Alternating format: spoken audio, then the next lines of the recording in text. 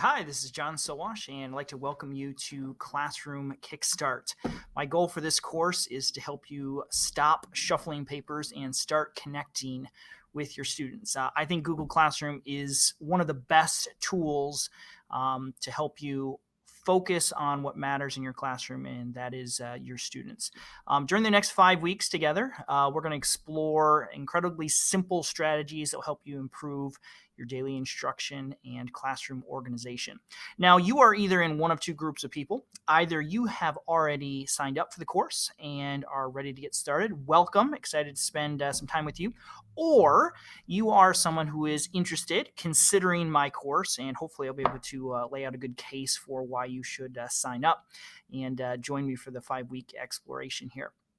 Now, in this brief video, I just want to kind of help you understand how Google Classroom can help you. There are two specific ways that Classroom is going to help you in your classroom. Number one, first and foremost, Google Classroom is going to help you reduce the time that you spend on administrative tasks. Those are things like grading, checking in homework, putting together late work packets for students who are absent, things like that.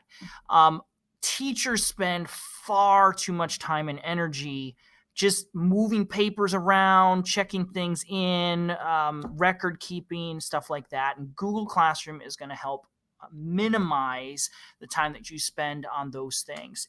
That alone is probably one of the best reasons to begin using Google Classroom. I mean, just super simple things like turning in work. Like right now, if you're doing paper assignments, your students hand them to you, you put them in a bin, and then you've got to, check them off to make sure that everybody submitted it. Every class period, you spend 3 to 5 minutes doing that. You add up all that time over the course of the school year, and that is a tremendous amount of time that you could be doing other things. Now, if you have made the transition to digital assignments, maybe you're big into Google Drive, doc sheet slides, etc. There's a lot of different ways students can send things to you. They can share work with you. They can email it to you. They can print it. They can save it. There's a bunch of ways, but let me explain the digital equivalent of this. If you are having your students turn in assignments by sharing it with you, that is the paper-based equivalent of saying, okay, kids, take the piece of paper that's on your desk, crumple it up into a ball, and hurl it into one of the corners of the room. That's what you're doing digitally, because then you have to go into your email or Google Drive, the shared with me area, and figure out where all that stuff went, who turned it in, who didn't. Oh, look, this one doesn't have a name on it. It's a mess. It's an absolute mess. Google Classroom is going to help you organize all of those lessons. During the course, we're going to be looking at specific strategies for setting up your course, structuring your courses so that you can minimize those administrative bottlenecks. The second way that Google Classroom can help you is it will help you design better lessons. When you have instant access to all of your students, can send them work and receive work questions from them, it opens up a lot of really, really helpful and interesting opportunities. So the second part of the course, we're going to be looking at specific ideas for teaching math, science, language arts, special education, art, choir, music. Every single subject area can use Google Classroom effectively. I'm going to be looking at ideas for elementary age students. If you teach, pre-K, first grade, you absolutely can use Google Classroom with them. Some different strategies involved, but we're going to get into that during the course as well. Two ways, again, that Classroom can help you. Number one, it's going to reduce that administrative time that you're spending. And then secondly, help you design better lessons that are more engaging and challenging for your students.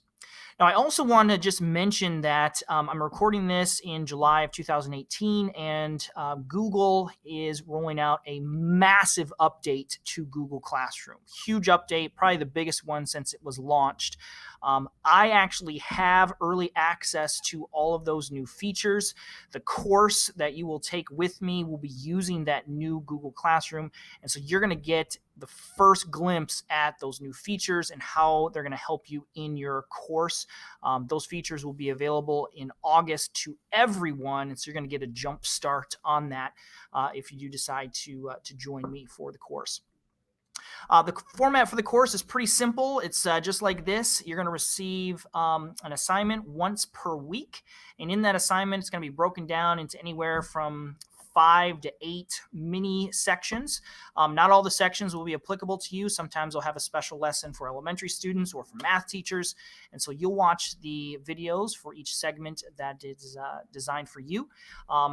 Every lesson has a list of additional resources that I think you'll find helpful. And then finally, there's a challenge for the week that you're not required to do, but I think would be helpful and beneficial if you completed it. And then there's also a discussion question for each week. The interaction between different people in the course is probably one of the best features of the course. You guys are going to learn just as much from one another as you will from me. I do limit my courses to 50 participants in order to make sure that I can interact with each person individually. I will be commenting and replying to each person personally each week. And so I have to limit the number of people. We're actually getting close to that limit right now as I'm recording this. So if you're interested, I encourage you to jump in and get started. Now, if you're already in the course and you're ready to go, you're watching this, you're already registered. I'm curious, as I lay out those two, different ways that Classroom can help you and kind of outline some of the challenges that teachers are experiencing, where do you think Google Classroom can help you? What are you most frustrated about in your classroom? Think about, what points of friction are involved that we can potentially minimize with Google Classroom. If you're in the course, you're going to look for the week 0 discussion, and you can go ahead and reply to that and give me some feedback. Love to hear that, and excited to get started. Week 1 begins on July 29th. I'm excited to get started. Look forward to working with you for the next 5 weeks.